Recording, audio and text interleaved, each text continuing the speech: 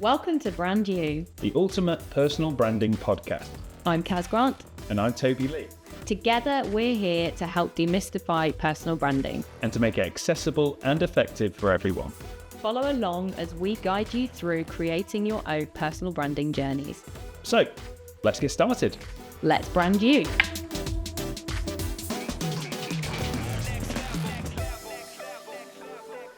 Hi everyone, welcome back to Brand You. So in last week's episode 3, we talked to you about what to do before you start personal branding. So we asked you to get clear on who you are, your messaging, and also your target audience. So if you haven't done the action step in that episode yet, go back, watch episode 3 and get that done before moving on. Because in this week, we're going to be talking to you about getting you online. So you need all of those things in place first before you then put yourself online, if possible.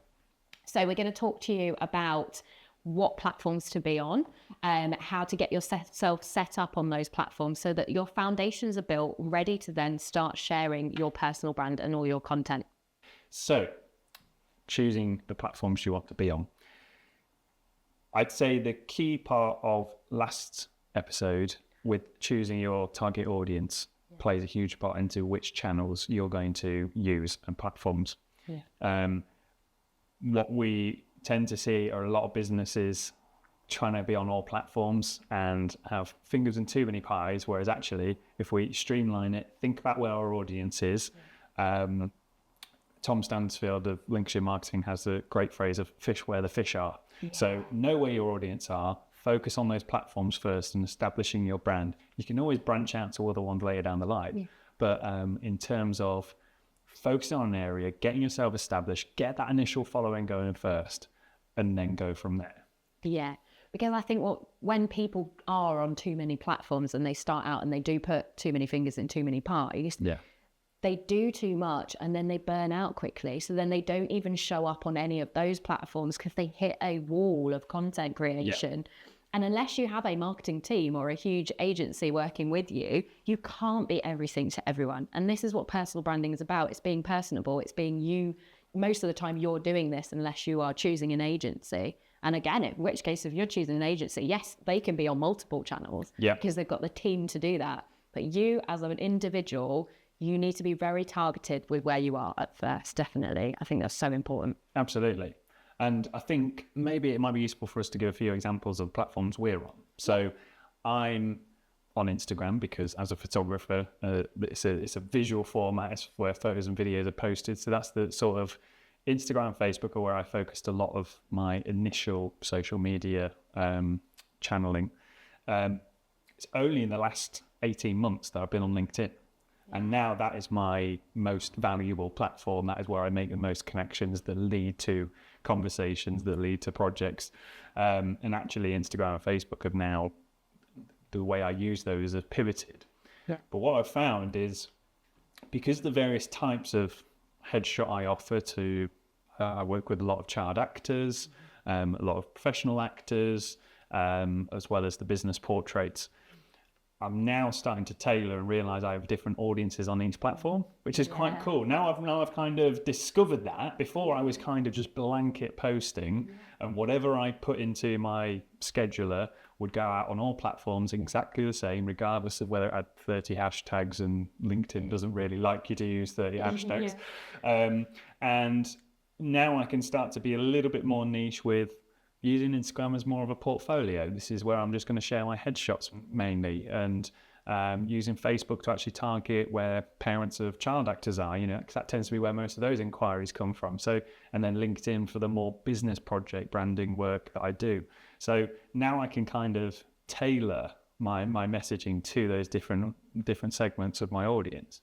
How about you? How are you? Well, I think that's a really valuable point that you've said, for us to share where we are, because I think sometimes you look at the experts that are out there sharing and you do see them on every single platform or lots of platforms. So you think, well, hold on, you're on every single platform.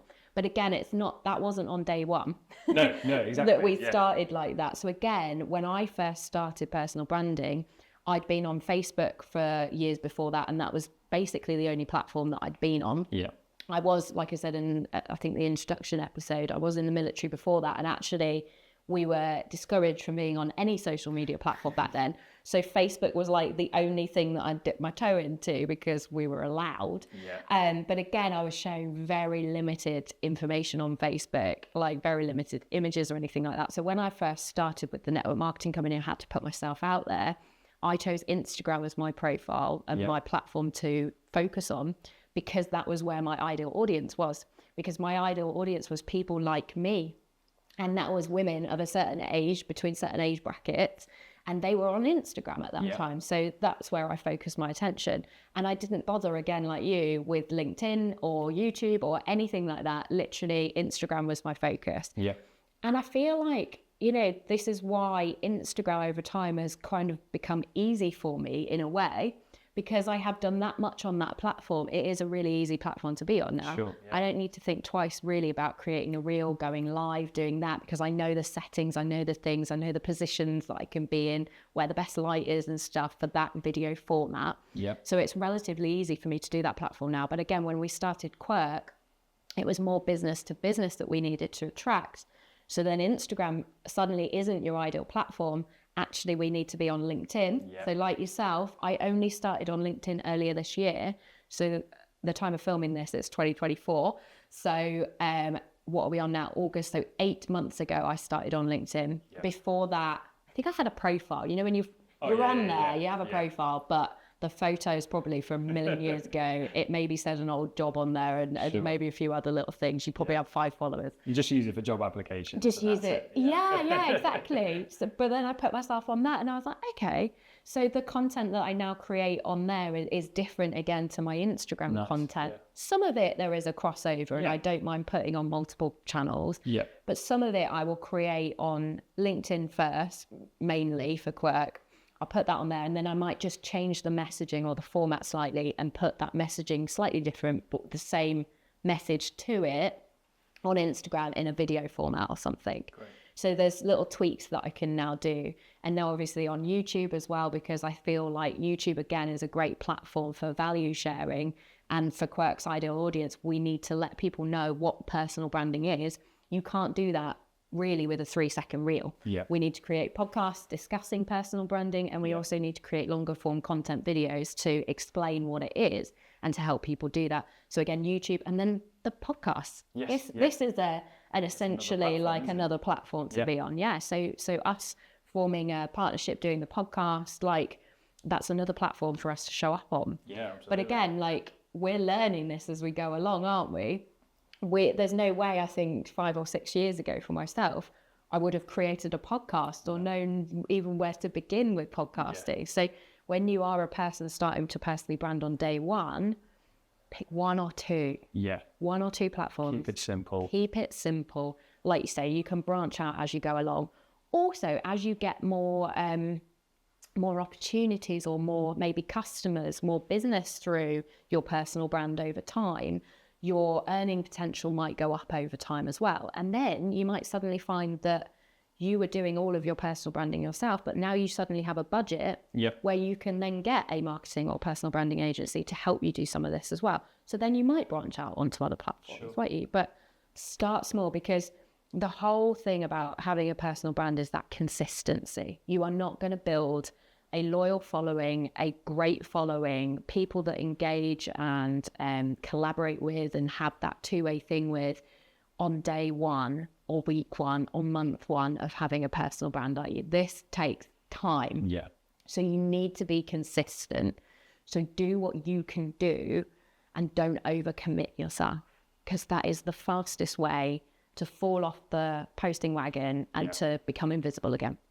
Absolutely. And it's hard to not be disheartened when content you think you've created that's going to be a smash hit doesn't get half the engagement as what a really simple text post does. Sometimes you can't always get your head around the algorithm and how it works, and each platform is slightly different in that sense, isn't it? And again, if you've got like 20 channels that you are on and you're just spreading content on, how do you monitor that? How can you know which channel is doing the best, which content on that specific channel is doing the best, and then create all of that? That's a huge amount of work. Absolutely. Huge. So target audience is a huge factor as to selecting the right platforms. Yeah. What about what each platform offers? And what should we be aware of in terms of, so I'll give an example. Instagram is very visual led, so you photo and videos, great for that, and the short little bits of value share.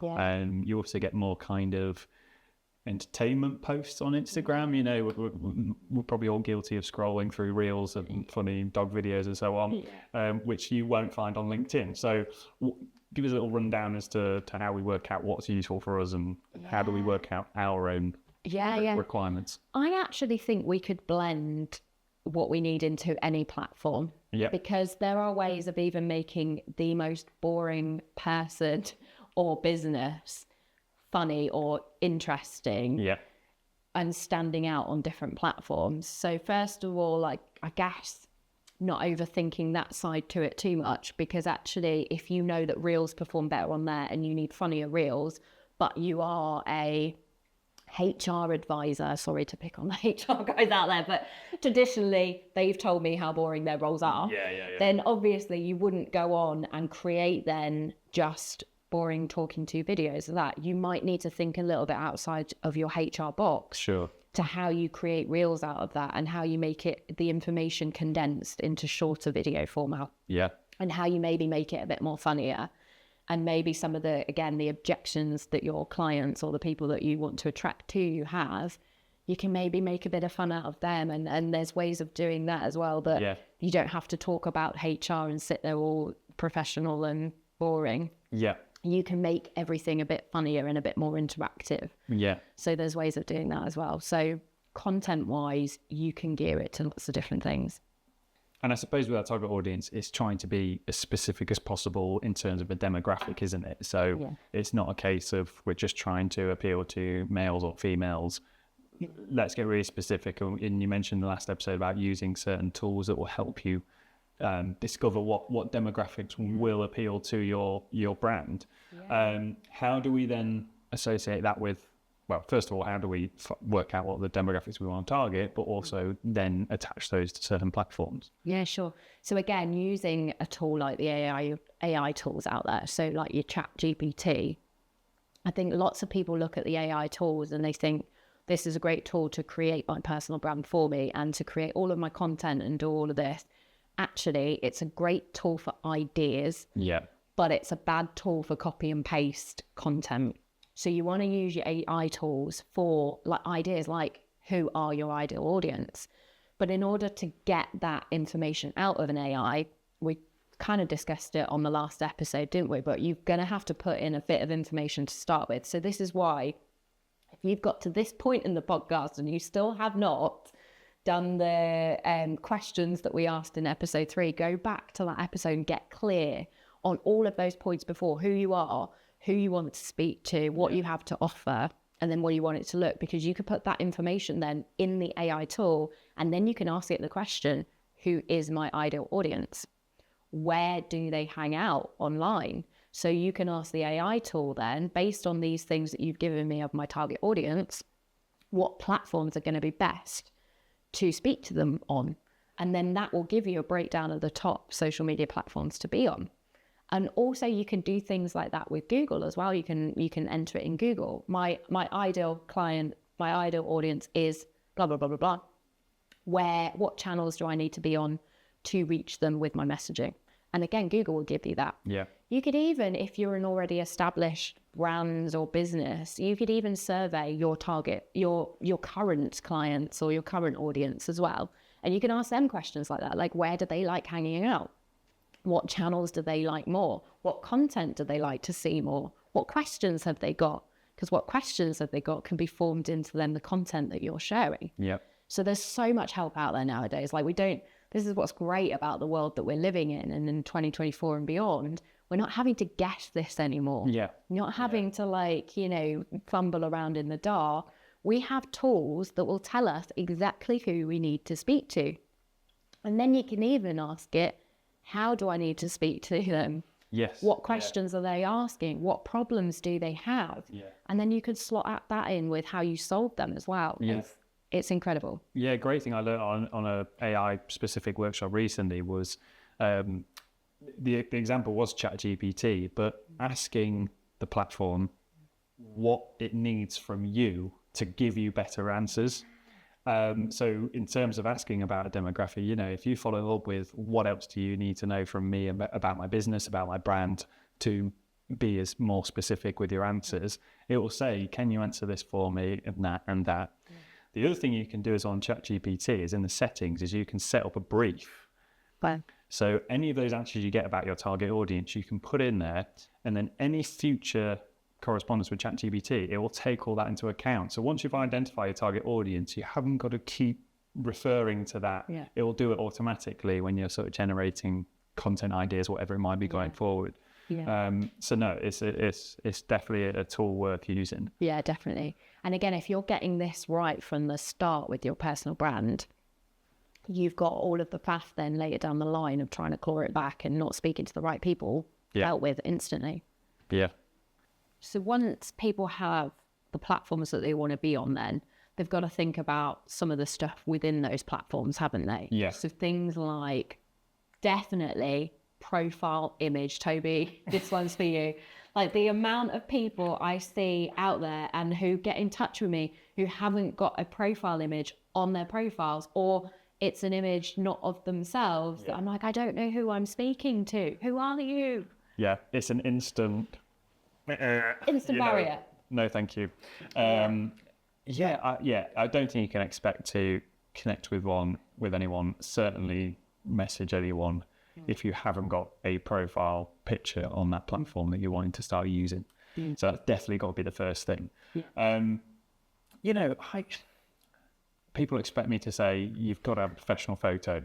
It's not necessarily the case. You know, looking back at all these things that we've talked about with regards to setting up your messaging of what you want your personal brand to be, it might not be that a really polished professional photo is right for everyone.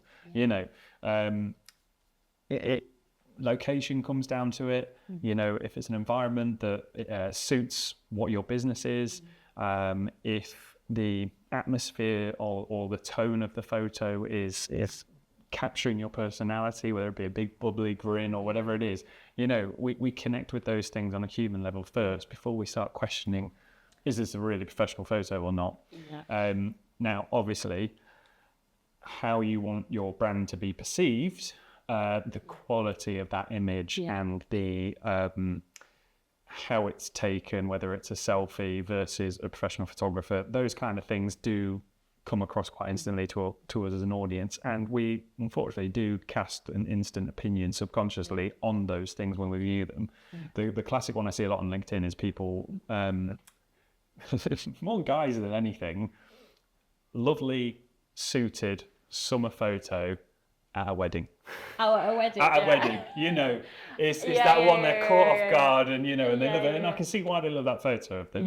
And because they're in a suit, they think, oh, you know, this will work great for a professional setting.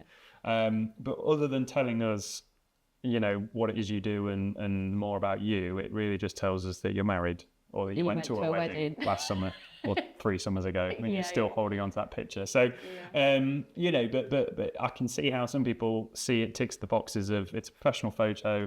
I didn't take it. I felt really comfortable on the day because I didn't know the photo was being taken.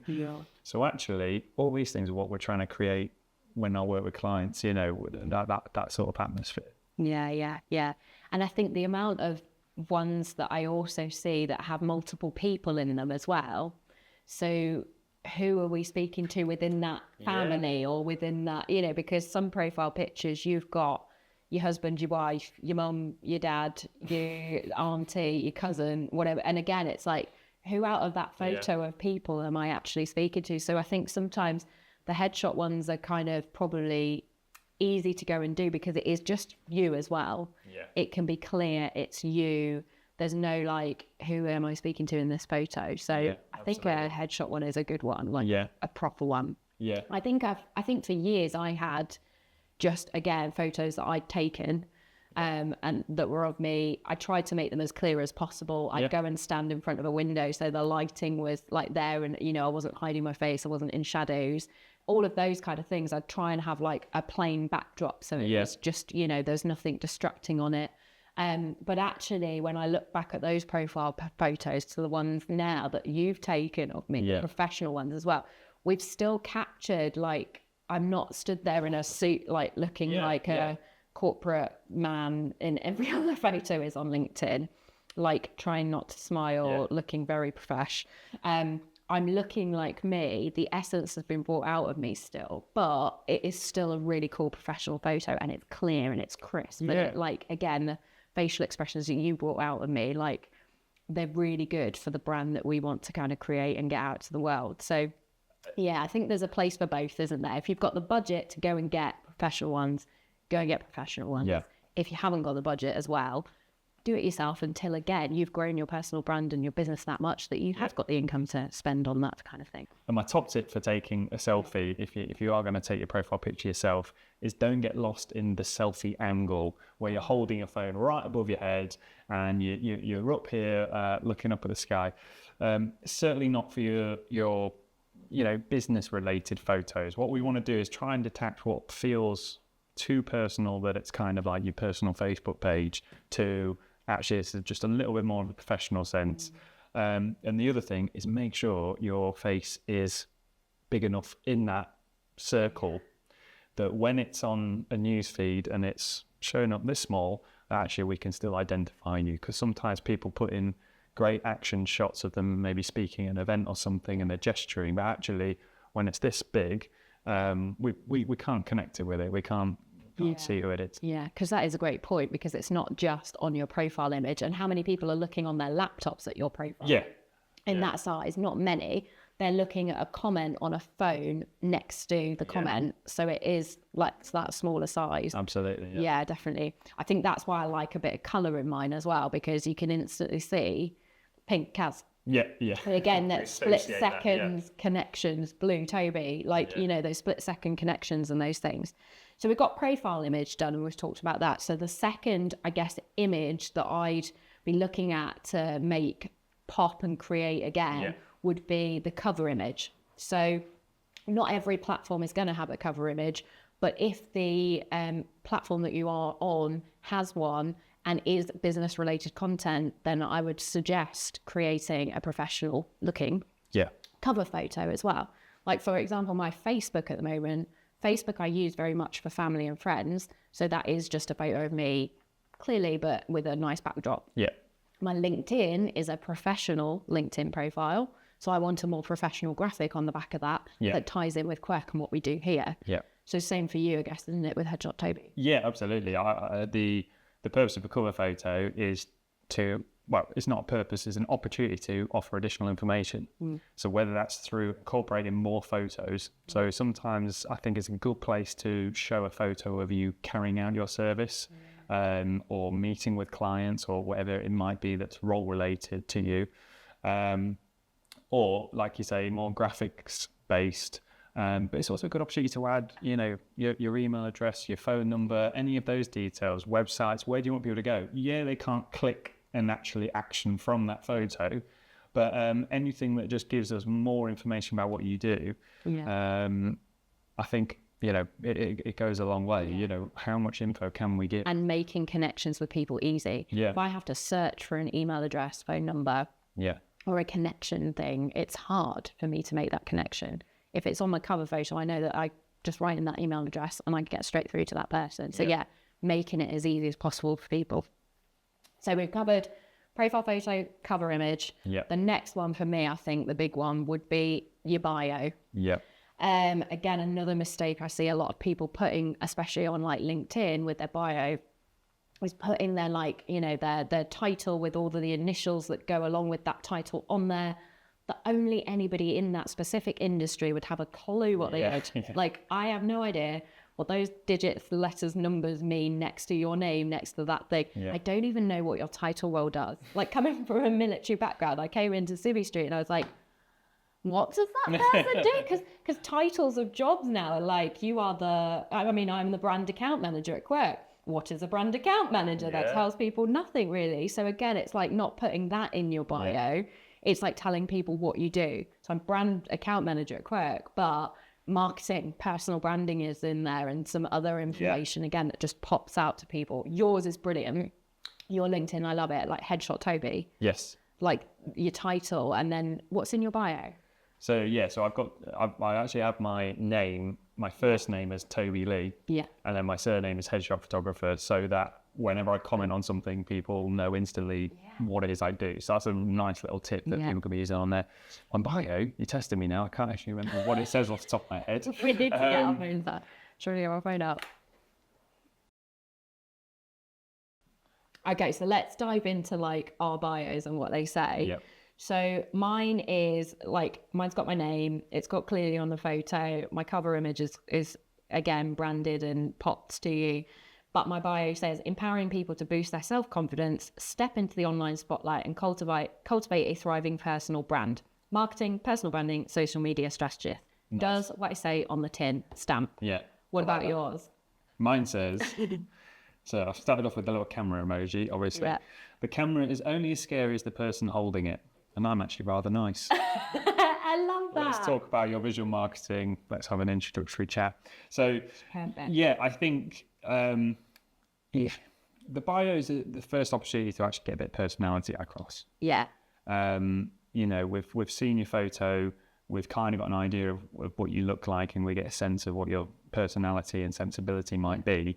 How you now open with the opening comments is really important. So like that's kind of why I tried to go for something that's a little bit lighthearted, but also getting that I'm nice, because You are in nice. terms of describing myself, nice is the word that comes to mind, and it's one of those. It's like I wish it was like, you know, something really bold and striking. I'm just nice, but actually it's true, and that because I know it, I can sort of use that and not necessarily play on it, because it's me. I can use it. Yeah, utilize it. Because I want to go to a cameraman that is nice. I don't want to go to someone that's like making this bold statement as like thing. I'm like, oh, that person is maybe not for me. Yeah. I want to go to a nice cameraman that's going to put my mind at ease, that's going to make me comfortable in front of the camera.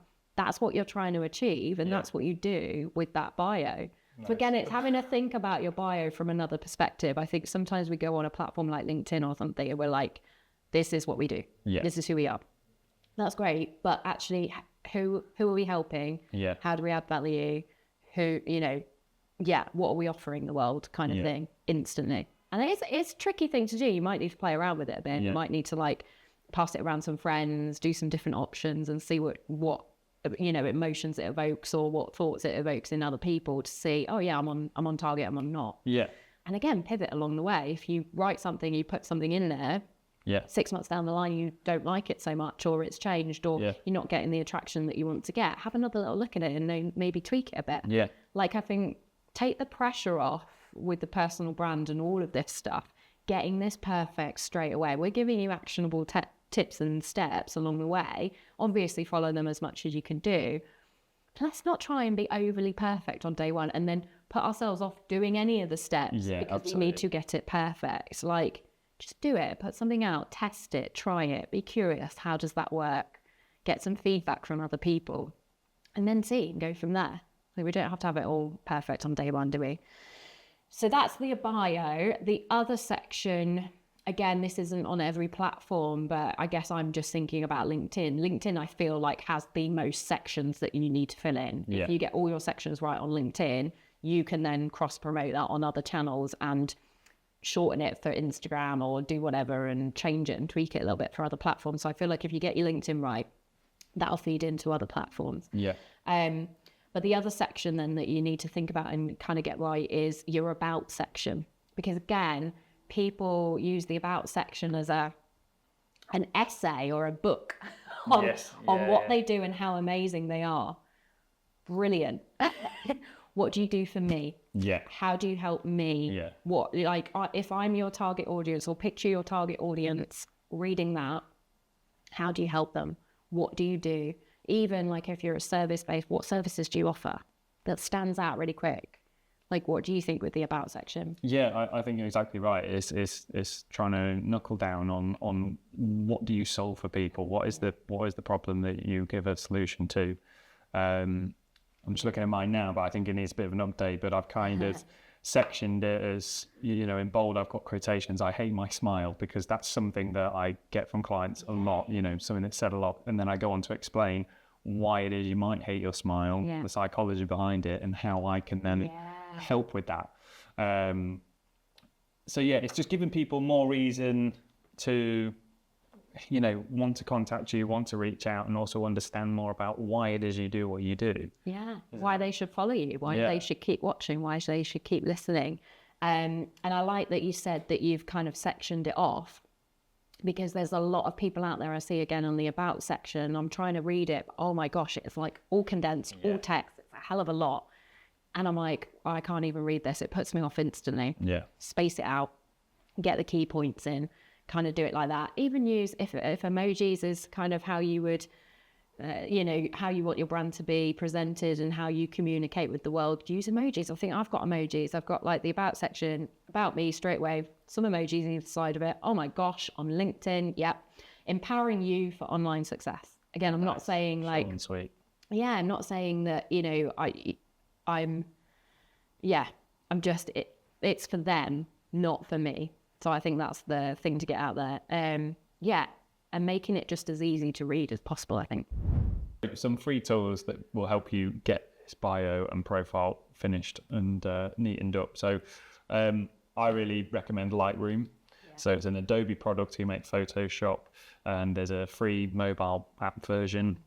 It's so useful for making really nice tweaks to whether it's selfies or photos you've taken out and about that are just going to give your photos that little bit of a next level of looking a bit crisp and professional. And loads of presets on there as well you can download as well, so you can try and make things look like other professional photographers and so on, which is really cool. Makes colours pop as well, because I used to do Lightroom every now and again. And again, it'll just make the pink pop a bit more. It'll make the blue pop a bit more. And again, if that makes people stop a scroll or stop on your profile, it's like, it's worth it. Yeah. Just make it pop.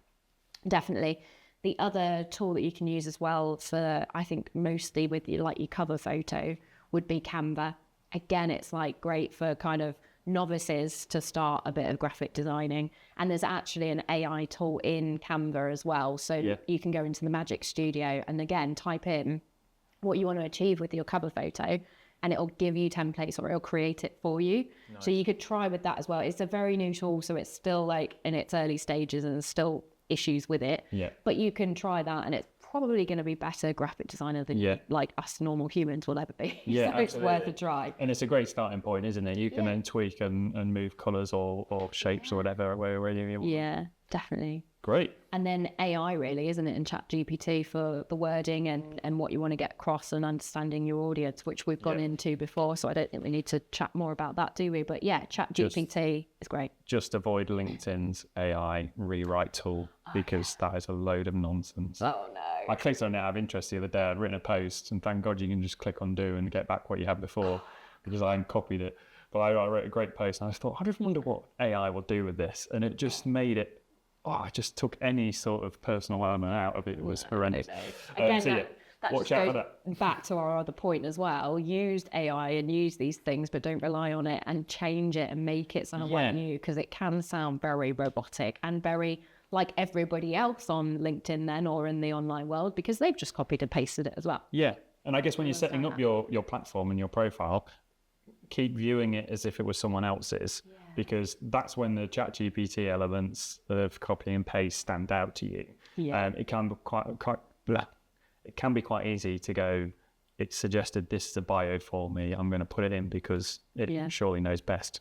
But actually it's only when you look at it from a kind of taking a step back and see it from a distance that actually, that's not right. And as a bare minimum with AI, like get the Z's out of all of your words, because it keeps all the Americanisms in it. So that's an obvious one. Absolutely. So that brings us to the actionable step of this episode. So we would like you to go back through the platforms that you're on already or you're in the process of setting up and just have a little audit. So if you've been using them for a period of time, see what needs to be updated and changed, whether that might be your profile photo, your cover photo, can you be adding any more information into that, and your bio and about me sections. And I guess as well as any other like links and things, because I find, my links and call to actions and places I want to send people for information change over time as well. And if it's a new start for you on these platforms, it's a great opportunity to go and get those set up using the advice that we've shared in this episode. And next week, guys, you can look forward to us talking about confidence. So before we start talking about your content and what to share and what to create and what to get out to the world with your personal brand, I think it's really important to talk about the subject of the confidence to be able to put yourself out there online and share you and your views and everything you want to share with the world, because I know that this is one huge stopper and barrier to people doing that, is the confidence and the fears that are stopping them stepping onto the online spotlight. So we're going to tackle that head on in episode 5. So click subscribe on the platform that you're currently listening or watching on. And don't forget to join us in our LinkedIn Brand You community group, where you can ask any questions about personal branding you have, and we'll be happy to answer and help. Here's to branding you.